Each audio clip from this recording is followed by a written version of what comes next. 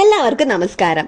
Laptop ചാർജറിന്റെ കേബിളിലോ computer power കേബിളിലോ ടിവിയിലോ ഒരു ചെറിയ കട്ടിയുള്ള സിലിണ്ടർ പോലെയുള്ള ഭാഗം നമ്മൾ കണ്ടിട്ടുണ്ടല്ലേ?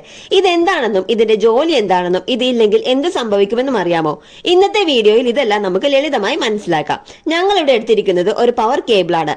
സാധാരണയായി computer, CPU, monitor, UPS, printer എന്നിവയിൽ ഉപയോഗിക്കുന്നതാണിത്. ഇതിന്റെ നടുവിലായി കാണുന്ന ഈ കട്ടിയുള്ള ഭാഗമാണ് ഫെറൈറ്റ് ബീഡ് അല്ലെങ്കിൽ ഫെറൈറ്റ് കോർ എന്ന് പറയുന്നത്. ഇതിന്റെ ഉള്ളിൽ എന്താണ് നമുക്കൊന്ന് ചെക്ക് ചെയ്ത് നോക്കാം. അതിനായി നമുക്ക് ആദ്യം ഇതിന്റെ പുറമെയുള്ള ഈ ഒരു ഔട്ടർ ഭാഗം കട്ട് ചെയ്തെടുക്കണം. ഇത് കട്ട് ചെയ്തെടുക്കുന്നത് ഒരു ഇത്തിരി മെനക്കേടുള്ള ഒരു പണിയാണ് കേട്ടോ.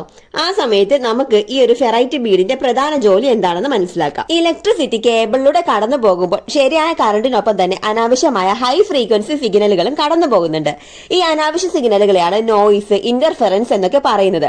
ഈ നോയിസ് കാരണം കമ്പ്യൂട്ടർ ഹാങ് ആവാം, സ്ക്രീനിൽ വരകൾ വീഴാം, സ്പീക്കറിൽ ശബ്ദം കേൾക്കാം, വൈഫൈ, ബ്ലൂടൂത്ത് സിഗ്നലുകൾക്ക് തടസ്സം വരാം, ഇലക്ട്രോണിക്സിന്റെ ഭാഗങ്ങൾ കേടുവരെ ആകാം. ഇങ്ങനത്തെ പ്രശ്നങ്ങളൊക്കെ തടയാനാണ് ഈ ഒരു ചെറിയ ഫെറൈറ്റ് ബീഡ് വെക്കുന്നത്. ഇനി ഇത് എങ്ങനെയാണ് പ്രവർത്തിക്കുന്നത് എന്നറിയണ്ടേ? ഫെറൈറ്റ് ബീഡ് ഒരു മാഗ്നറ്റിക് മെറ്റീരിയൽ ആണ്. സാധാരണ 50 ഹെർട്സ് അല്ലെങ്കിൽ 60 ഹെർട്സ് കറണ്ട് ഇതിലൂടെ എളുപ്പം കടന്നു പോകും. പക്ഷേ ഹൈ ഫ്രീക്വൻസി നോയിസ് വരുമ്പോൾ അത് തടയുകയും ചൂടാക്കി മാറ്റുകയും ചെയ്യുന്നു. ഇങ്ങനെ ആ നോയിസ് ഇല്ലാതാകുന്നു. അതുകൊണ്ട് ശരിയായ പവർ മാത്രം ഉപകരണത്തിലേക്ക് എത്തും. അനാവശ്യ സിഗ്നൽ പുറത്തേക്കും പോകില്ല, പുറത്തു നിന്നുള്ള നോയിസ് അകത്തേക്കും വരില്ല.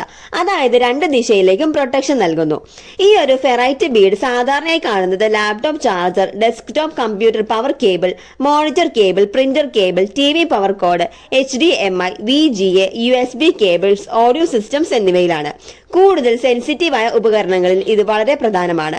ഇനി ഇതില്ലെങ്കിൽ എന്ത് സംഭവിക്കും? മെയിനായി നോയിസ് കൂടും, ഡിവൈസിന്റെ സ്റ്റെബിലിറ്റി കുറയും, ലോങ് ടേം ഉപയോഗത്തിൽ കോമ്പണന്റ് ഡാമേജ് ഉണ്ടാക്കാം, EMI റെഗുലേഷൻസ് ഫെയിൽഡ് ആവാം, അതുപോലെ നിയർ ബൈ ഡിവൈസസ് ഡിസ്റ്റർബ് ആകാം. അതുകൊണ്ടാണ് മിക്ക ബ്രാൻഡഡ് പ്രോഡക്ട്സിലും ഇത് കമ്പൽസറി ആയി ഉൾപ്പെടുത്തുന്നത്. ഒരിക്കലും ഇത് എടുത്ത് കളയാൻ പാടില്ല കേട്ടോ.